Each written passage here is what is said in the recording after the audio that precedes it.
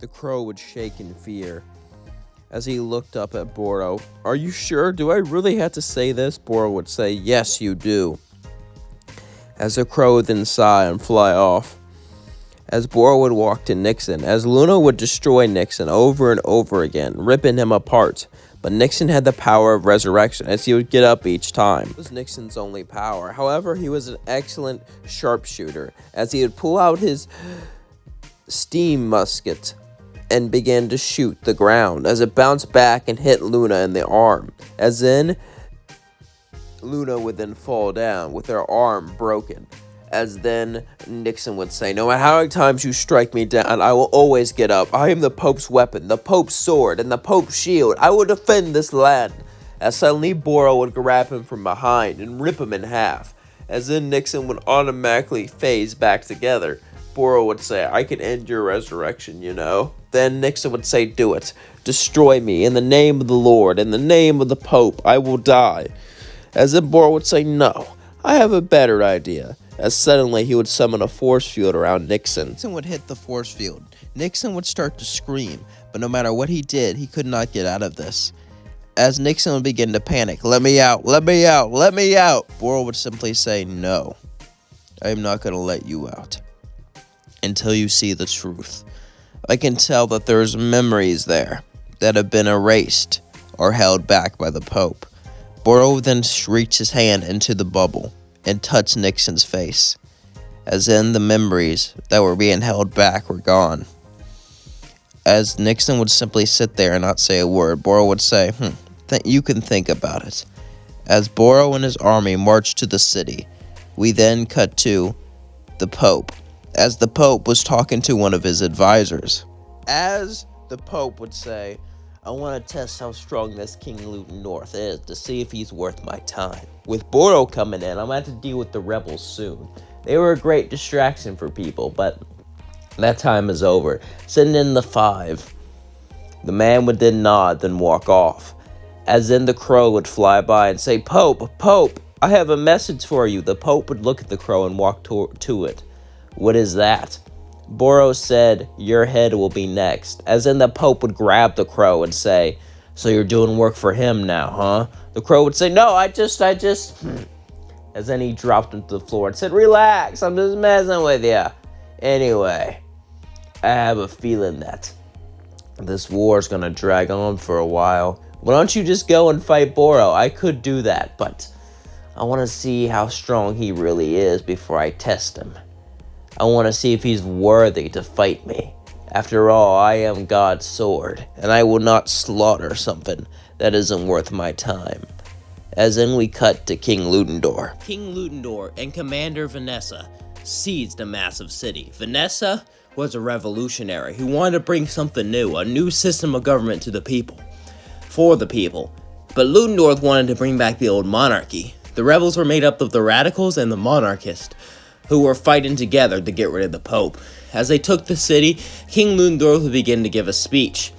As suddenly, Vanessa would teleport behind King Ludendorff and stab an invisible man as he fell down dead. As Ludendorff would say, "I can see them. Are you sure it's the 5? As then he would say, "Yeah, that was just a spy.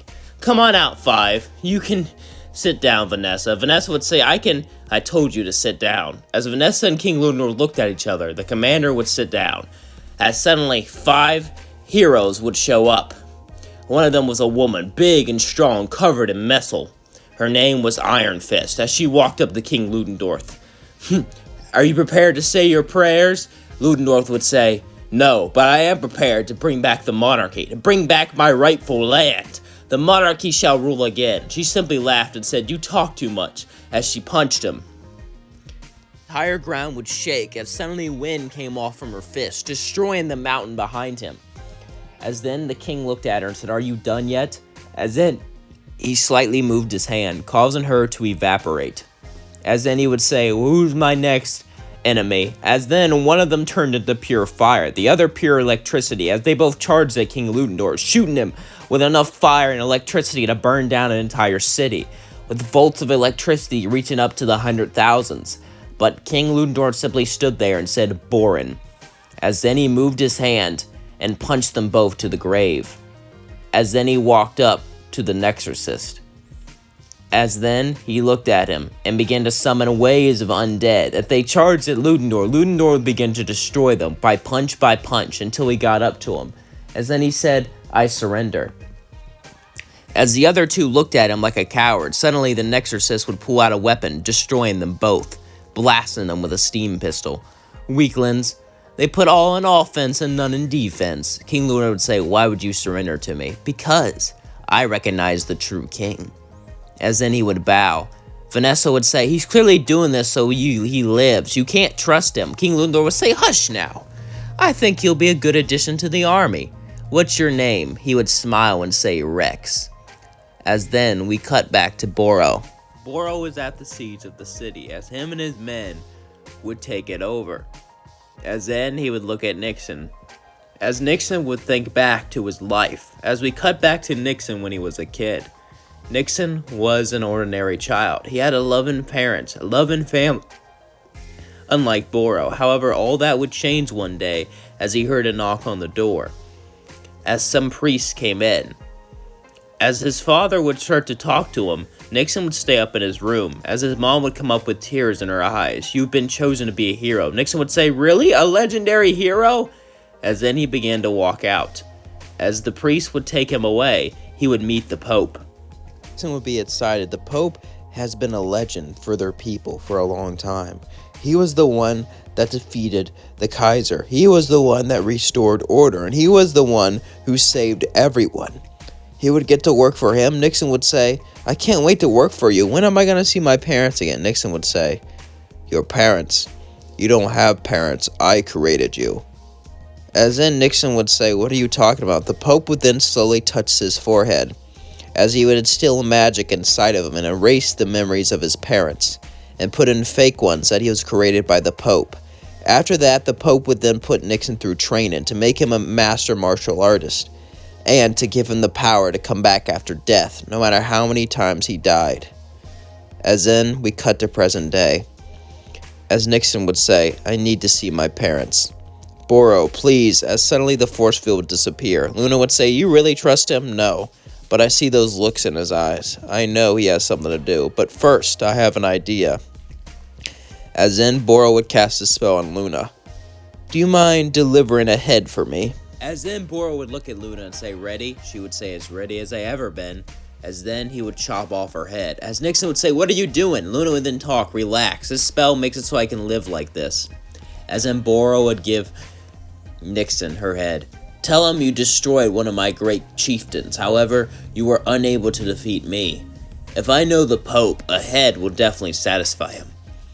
Once he puts her in her trophy room, she can talk to me telepathically, like a spy." Nixon would then nod and say, "All right." As then Nixon would go back to the Pope. As we cut to a few days later, the Pope was sitting down, as he was about to go and fight Ludendorff, when suddenly he got a knock on the door. He opened it to see Nixon. Nixon would then throw the Pope Luna's head and say, "Here, I did it. I managed to defeat a chieftain." The Pope would say, "Very well done. They're extremely powerful. You seem winded."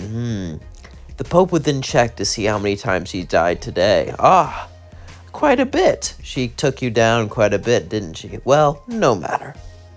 You still won. I blessed you on this gift, and you have gifted me something. That's very kind of you. Soon, he will be defeated. Soon the monsters will be cast away once again. This time, maybe permanently." Nixon would say, "What do you mean?" "Well, first time I cast them away beyond the wall, because when they battled each other, it created magic. And magic helps the world go round. You see, the world tries to balance itself whenever it's unbalanced. So I let them live for balance's sake. However, soon I'll be powerful enough that won't matter. That I can get rid of all threats, and not have to worry about the universe pestering me, because God gave me this power." Nixon would be confused, but he wouldn't really care, as then he would run off to see his parents, as the Pope would sit there and throw Luna in with the rest of his collection of heads.